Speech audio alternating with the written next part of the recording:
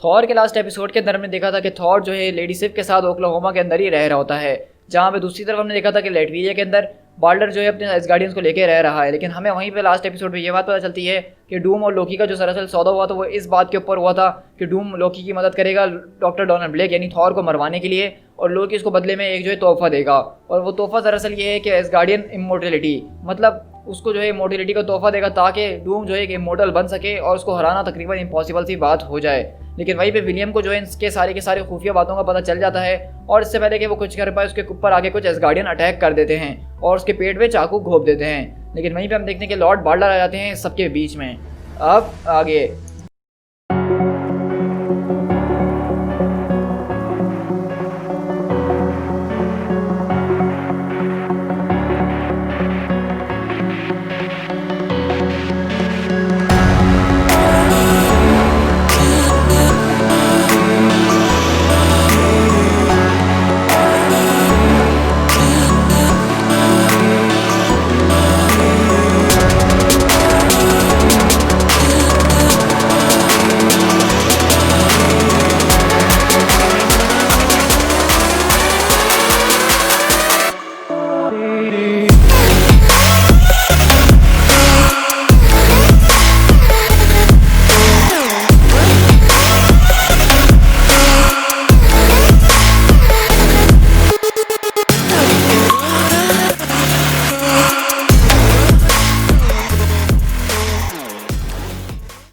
और वहीं में बाल्डर उतरता अपने घोड़े से और कहता है कि यहाँ पे आखिरकार ये सब हो क्या रहा है, कोई मुझे बताना पसंद करेगा। तो वहीं पे वो बोलता है कि लॉर्ड बाल्डर, ये मोर्टल, इसने जो है हमें चैलेंज करने की कोशिश करी। हम जानते हैं कि ये हम पे गुस्सा था लेकिन हमने इसको रोकने की कोशिश करी और हम सब जो है गुस्से में आ गए और ये एक छोटा सा एक्सीडेंट हो गया है यहाँ पे। और वहीं पे वो बोलता है दूसरा एसगार्डियन, हाँ बिल्कुल लॉर्ड बाल्डर ये सही कह रहा है, यहाँ पे सिर्फ एक एक्सीडेंट हुआ है और ये काफ़ी ज़्यादा जख्मी हो चुका है, ये तो अब बात भी नहीं कर सकता है। तो बाल्डर बोलता है कि अच्छा ऐसी बात है, ज़रा मुझे देखने दो, हमें जो है जल्द से जल्द इसको एक हीलर के पास ले जाना पड़ेगा ताकि ये ठीक हो सके। लेकिन वहीं पे वो बोलता है विलियम, नहीं नहीं बाल्डर, मेरे पास अब ज़्यादा वक्त नहीं है, मेरे करीब आओ, मुझे तुमसे कुछ कहना है। और इस तरह हम देखते हैं कि विलियम जो है बाल्डर के कान में आके कोई बात बोलता है और वो एसगार्डियंस देख रहे होते हैं। और वहीं पे बाल्डर बोलता है क्या क्या कह रहे हो तुम। और वहीं पे वो पीछे अपने लोगों की तरफ पलटता और चीखते हुए कहता है, क्या तुम्हारा दिमाग खराब हो गया है? क्या तुम लोग अपने लोगों के खिलाफ खड़े हो रहे हो? तुम लोग के अंदर इतनी भी इज्जत नहीं है कि तुम्हारे एक बंदे को डायसेक्ट किया जा रहा है, उसको मर्डर किया जा रहा है और डूम हमारे राज जानने की कोशिश कर रहा है कि हमारी जिंदगी के पीछे क्या पावर्स हैं, क्या लाइफ फोर्स है हमारी, और तुम उसका साथ दे रहे हो, तुम मॉन्स्टर्स हो मॉन्स्टर्स। और इस तरह हम देखते हैं कि बाल्डर को उसने सारी की सारी बात बता दी है विलियम ने, और बाल्डर यहाँ गुस्से में अपनी तलवार निकाल लेता है कि मुझे यकीन नहीं हो रहा है कि मुझे अपनी ज़िंदगी के अंदर एक ऐसा भी दिन देखना पड़ रहा है। तो वहीं पे वो बोलता है एसगार्डियन कि लॉर्ड बाल्डर, उसने हमें एक अच्छी कीमत दी थी ये सब करने के लिए, लेकिन आपको अगर इस दिन का इतना ही दुख हो रहा है तो हम ये दिन आपका आखिरी दिन बना देते हैं। और इस तरह हम देखते हैं कि वो एसगार्डियन जो है लॉर्ड बाल्डर के खिलाफ तलवार उठा लेते हैं। लेकिन बाल्डर वहाँ का राजा ऐसे ही नहीं है, वो थॉर का स्टेप ब्रदर है और वो ज़बरदस्त तरीके से यहाँ से मुकाबला करता है और वहाँ उन तीनों चारों से मिलकर अकेले ही लड़ रहा होता है। लेकिन वहीं पे जो एक आदमी होता है वो उसके गला पकड़ लेता है और कहता है कि ब्रदर आओ मेरी तरफ, इसका काम तमाम करें। लेकिन वहीं पे हम देखते हैं कि उस आदमी के सीने के आर पार एक तलवार घुस जाती है और वो कोई और नहीं बल्कि विलियम होता है, जो कि अपनी मरती हुई हालत में भी लॉर्ड बाल्डर को बचा रहा होता है। और अगले पल वो वहाँ ज़मीन पर गिर जाता है। और इस तरह हम देखते हैं कि लॉर्ड बाल्डर उन सारे के सारे लोगों का काम तमाम करते हैं और कहते हैं कि विलियम, तो कहता है कि मैंने आपको बचा लिया। तो कहता है कि बिल्कुल तुमने मुझे बचा लिया है। तो कहता है लॉर्ड बाल्डर, आप कैल्डा से मेरी बस एक बात कह दीजिएगा। तो कहते हैं कि बिल्कुल मैं उसको ज़रूर ये बात बताऊंगा कि किस तरह तुमने बहादुरी से यहाँ पे लड़ा है, अपनी जान गंवा दी से एक राजा की जान बचाने के लिए। कहता है कि हाँ ये तो बिल्कुल ठीक है, इसमें कोई बड़ी बात नहीं है कि मैंने आपकी जान बचाई है, आप बस उसको इतना बता दीजिएगा, ये बताइएगा कि मैं उससे बहुत प्यार करता हूँ। और हम देखते हैं कि अगले पल वहाँ पे विलियम अपना दम तोड़ देता है और ये देख के बाल्डर की आंखों में आंसू उतर आते हैं और वो यहाँ पे अफसोस करने बैठ जाता है। लेकिन फिर वो वहाँ पे विलियम को उठाता है अपने साथ, अपने घोड़े के ऊपर आगे ले जाता है। लगता है लोकी, तुमने जिन लोगों को काम पे लगाया था वो कॉम्प्रोमाइज़ हो चुके हैं। लॉर्ड बाल्डर तक ये बात अब जल्दी ही पहुँच जाएगी, हमारे पास ज़्यादा वक्त नहीं है। लोकी बोलता है कि लॉर्ड बाल्डर की परवाह तुम मेरे ऊपर छोड़ दो, उसके कानों को कैसे भड़काना है वो मैं बहुत अच्छे तरीके से जानता हूँ, लेकिन इस वक्त हमें जिस चीज़ के ऊपर चिंता करने की ज़रूरत है वो हमारा वो पहला मिशन है जिसके ऊपर मैंने तुम्हारे डूम बॉट्स को भेजा है। कहता है कि तुम ठीक कह रहे हो, तुमने जिस आदमी के ऊपर निशाना लगाने को कहा था डूम बॉट्स वहाँ तकरीबन पहुँच ही चुके हैं और उसकी मौत अब बस कुछ ही देर के अंदर हो ही जाएगी। और इस तरह हम यहाँ से डोनाल्ड ब्लेक के पास शिफ्ट होते हैं। कहता है कि उसके जो है कुछ रिसोर्सफुल फ्रेंड्स ज़रूर हैं वहाँ पे, तो इसलिए तुम उसको पहला मौका देखते ही मार देना ताकि वो लोग उसका फ़ायदा ना उठा सकें।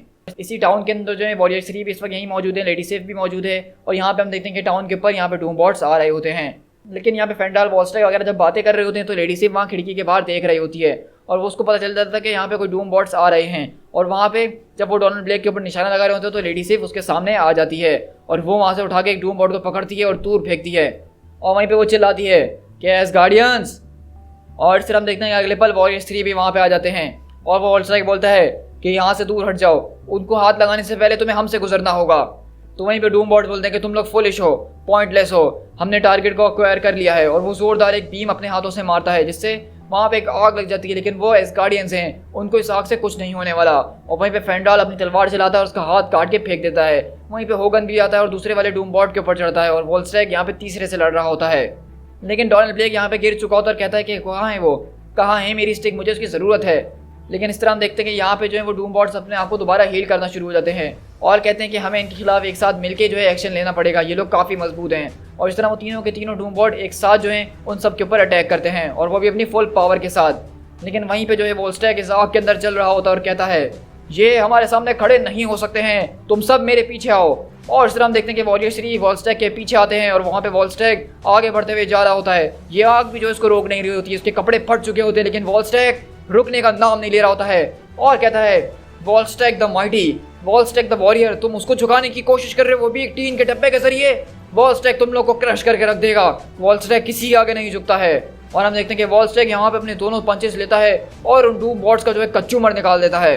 और वहाँ पे लेडी सिफ और वॉरियर्स भी देख के हैरत में रह जाते हैं कि वॉलस्ट्राइक ने वाकई में यहाँ पे शानदार तरीके से एक फाइट लड़ी है जिसका उन लोगों को कभी अंदाज़ा नहीं था। और यही सब देखते हैं कि वॉलस्ट्राइक यहाँ पे आ रहा होता है और वो बहुत ज़्यादा भरम में खड़ा होता है और लेडी सिफ उसको घूर घूर के देख रही होती है। लेकिन वहीं पे वो बोलता है आखिरकार तुम गई कहाँ मेरी स्टिक, ओह वो रही तुम, मैंने तुम्हें देख लिया। और इस तरह हम देखते हैं कि एक गटर के अंदर जो है उसकी स्टिक जा रही होती है और वो उसको वहाँ पे जो उसको लेने के लिए जा रहा होता है। लेकिन वहीं पे हम देखते हैं कि एक डूम बॉट उठता है और उसके ऊपर वो फायर कर देता है और वो फायर जाके डोनाल्ड ब्लेक के लग जाता है। लेकिन वहीं पे डोनाल्ड ब्लेक किसी ना किसी तरीके से अपनी स्टिक तक पहुंचता है और कहता है कि बस अब बहुत हो चुका है। और वो जोर से अपनी स्टिक जो है ज़मीन के ऊपर मारता है और थॉर के अंदर ट्रांसफॉर्म होता है। और अब तो किसी का बाप भी जो उसको मार नहीं सकता है, चाहे वो डूम बॉट ही क्यों ना हो। और वहीं पे थॉर बोलता है हमें बताओ कि तुम किसके ऑर्डर के जरिए यहाँ पे आए हो हम पे अटैक करने के लिए। तो कहता है कि कोई डेटा नहीं है, सारी इन्फॉर्मेशन इरेज कर दी गई है। तो कहता है कि फिर कोई ना कोई रास्ता तो ज़रूर होगा जिसके ज़रिए हम तुम्हारे ओरिजिन को ट्रैक कर सकें। तो कहता है कि नेगेटिव, तुम हमें कभी भी ट्रैक नहीं कर पाओगे। तो वहीं पे थॉर बोलता है अच्छा अगर ऐसी बात है तो फिर हमें बहुत अफसोस है इस बात का। और वहीं पे थॉर अपने हाथों से उस डूम बॉट को क्रश करके रख देता है। वहीं पे लेडी सिर्फ बोलती है कि माय लॉर्ड हमें माफ़ कीजिएगा, हम फेल हो गए आपको प्रोटेक्ट करने में। तो कहता है कि नहीं ऐसी कोई बात नहीं है, तुम लोगों ने बहादुरी से यहाँ पे एक्ट किया है और उस इंसान ब्लेक की ज़िंदगी बचा ली है। लेकिन वो काफ़ी बुरे तरीके से जख्मी हो गया है मुझे यहाँ पे ट्रांसफॉर्म करने के चक्कर में, तुम लोग को जल्द से जल्द उसकी ट्रीटमेंट करवानी पड़ेगी। इवन दो ब्लेक जो है वो दूसरे वॉइड के अंदर चले गया क्योंकि मैं यहाँ पे जो आ गया हूँ, लेकिन मैं ज़्यादा टाइम तक उसको उस वॉइड में अकेला नहीं छोड़ सकता हूँ। मुझे जो है वापसी ब्लेक के अंदर ट्रांसफॉर्म होना होगा क्योंकि इस वक्त वो काफ़ी ज़्यादा वीक जो हो गया है और इस तरह के टाइम में हमारे ऊपर और ज़्यादा खतरनाक किस्म के क्राइसिस कभी भी जो है स्ट्राइक कर सकते हैं, इसलिए तुम लोग को ज़्यादा सावधान रहना ही होगा। और इस तरह हम यहाँ से शिफ्ट होते हैं कैल्डा के पास, जिसके पास एक मुलाजिम आता है और कहता है कि लेडी कैल्डा मैं आपके लिए खबर लेकर आया हूँ जो कि विलियम के लिए है। आपकी मोहब्बत विलियम जो है आज उसको जो है स्लेन कर दिया गया है और इस वक्त ग्रेट वाल्डर के हाथों के अंदर पड़ा हुआ है। तो कैल्डा बोलती है कि नहीं नहीं ऐसा नहीं हो सकता है और वो अपनी शक्तियों को इस्तेमाल करते हुए वहाँ से फ़ौरन निकलती है और वाल्डर के पास जाती है। और वहीं पर वाल्डर बोलता है कि मुझे बताओ कि लोकी कहाँ हैं।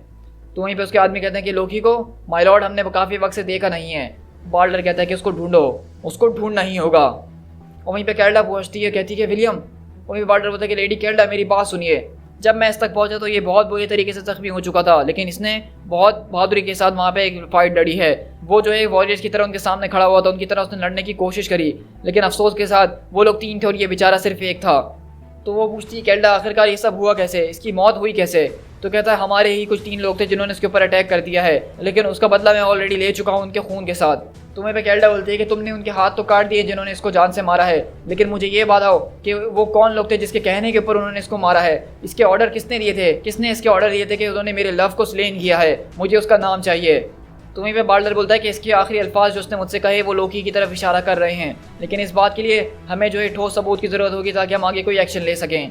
लेकिन वहीं पे कैल्डा बोलती है मुझे तुम्हारे किसी प्रूफ की ज़रूरत नहीं है, अगर उसने मरते वक्त लोकी का नाम लिया है तो ये नाम ही मेरे लिए काफ़ी है, अब जो आगे होने वाला है उसको मैं खुद ही देख लूँगी। और वहाँ पे बाल्डर उसको रोकने की कोशिश करता है कि लेडी कैल्डा प्लीज़ आप रुक जाइए।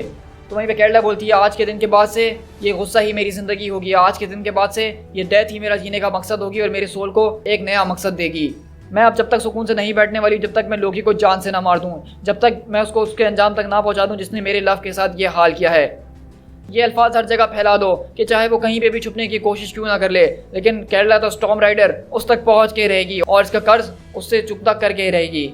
वहीं पे बाल्डर जो विलियम की तरफ देखता है और कहता है कि एक कश्ती को तैयार करो, टोकन और सॉर्ड और पत्तों और ब्रेड को तैयार करो, इसके लिए हम एक एसगार्डियन जनाजा निकालेंगे क्योंकि ये लड़ते हुए एक वॉरियर की तरह मरा है। और इस तरह हम देखते हैं कि यहाँ पे बाल्डर हेमडाल से खड़ा हुआ बातचीत कर रहा होता है जब यहाँ पे फ्यूनरल चल रहा होता है कि मरने से पहले उसने मुझे लोकी के प्लान्स के बारे में बताया है और डूम के एम्बिशंस के बारे में भी। और अगर ये सारी की सारी बातें ठीक हैं तो आई बिलीव कि हम लोग एक बहुत बड़ी मुसीबत में फंस चुके हैं। यहाँ पे आके हमारे लोगों की यहाँ पे जाने ली जा रही हैं, हमसे हमारी शक्ति का राज छीना जा रहा है और इसमें हमारे ही कुछ लोग मिले हुए हैं जो उसका साथ दे रहे हैं। हम इस वक्त हमें बड़े खतरों के ऊपर से नज़र हटा लेनी चाहिए और उन खतरों को परस्यू करना चाहिए जो कि हमारे करीब हैं, जो कि गद्दारी हमसे कर रहे हैं, जो हमारे खिलाफ ही हमारे सामने हमारे दुश्मन हैं। और वहीं से हेमडाल बोलता है और इस लड़ाई को लड़ने के लिए हमें लोकी से जो है बदला लेना पड़ेगा, हमें लोकी के खिलाफ वॉर करनी पड़ेगी। तो इसलिए जितने ज़्यादा बंदे हो सकते हैं तुम उनको जमा कर लो, हमें हर एक की ज़रूरत पड़ेगी। हेमडाल अपनी शक्तियों को इस्तेमाल करो और अपनी आंखों के जरिए पता लगाने की कोशिश करो कि हमारा भाई जिसको हमने एग्जाइल कर दिया था थॉर, वो आखिरकार कहाँ है। मुझे इस वक्त सिर्फ साया और वॉइड नज़र आ रहा है माय लॉर्ड। ऐसा लग रहा है कि लॉर्ड थॉर इस वक्त इस दुनिया के अंदर है ही नहीं, वो एक अलग ही जगह के अंदर हैं। और यहाँ से हम शिफ्ट होते हैं हॉस्पिटल के अंदर क्योंकि थॉर उसको इसी वजह से नहीं मिल रहा है क्योंकि इस वक्त जो है थॉर उस वॉइड के अंदर है और डोनाल्ड ब्लेक ने उसकी यहाँ पे जगह ली हुई है।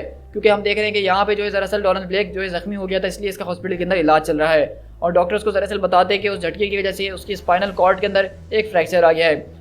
तो वहीं पे ब्लेक बोलता है कि अब मैं टोटली पैरालाइज हो गया हूँ। तो डॉक्टर बोलते हैं कि नहीं नहीं, तुम बिल्कुल ठीक हो, तुम पैरालाइज नहीं हुए हो, लेकिन बस तुम्हारी स्पाइन के ऊपर जो खरोच आई उसकी वजह से अब तुम्हारी एक टांग जो है एक टांग से स्लो चलेगी, मतलब तुम जो है एक झटके के साथ चलने वाले हो। तो इसलिए तुम्हें कुछ टाइम के लिए एक केन की ज़रूरत पड़ने वाली है, उसके सहारे ही तुम्हें चलना पड़ेगा। तुम्हें ब्लेक बोलता है कि इट्स ओके डॉक्टर, मुझे लगता है कि ये केन वाली बात मेरे लिए ज़्यादा मुश्किल नहीं होगी क्योंकि मैं अपनी एक स्टिक हमेशा से अपने साथ ही रखा करता था। अब शायद वक्त आ गया कि मैं उसको सही तरीके से इस्तेमाल भी कर सकूं। जैसे कि वो बहुत मशहूर गाना है ना कि हर पुरानी चीज़ नई लग रही है और नई चीज़ दोबारा पुरानी लग रही है। इस तरह हम देखते हैं कि ब्लेक अपनी स्टिक की तरफ देख रहा होता है जिसका सहारा लेके अब इसको चलने की ज़रूरत है। To be continued.